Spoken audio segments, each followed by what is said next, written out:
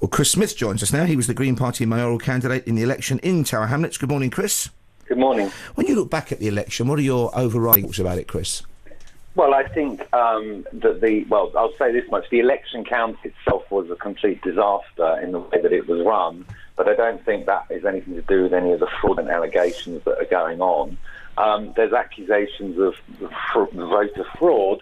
I think it's worth bearing in mind that Lutfi Rahman on first preference votes was 7,000 votes ahead of the Labour candidate, and on second preference it was about 3,000.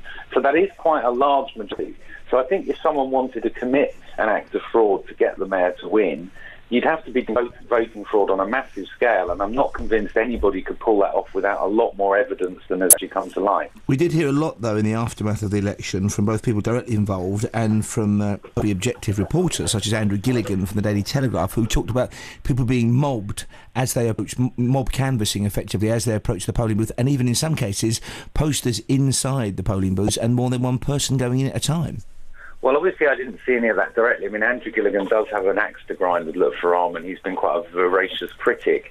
I think it's worth bearing in mind, out of 84 complaints, only 8 are actually being pursued by the police, and these are various things like candidate information being incorrect and stuff like that does happen. I think there is an issue, and some people have some suspicions about the postal votes, and the rejection rate on postal votes was around 7%, and ordinarily it's about 4%, but of course we don't know who those postal votes that were rejected were actually who they were voting for. So I don't think there's a lot of evidence at the moment that a fraud has been committed on a grand scale. So what do you think should happen then now? Well, I think that the Labour Party and Lutfi Rahman's people probably just need to get on with it and work together. There's a real animosity between them that's spilled out into this arena, which is damaging for people, because I'm a resident who lives here, and what I'd like to see is them just trying to work together.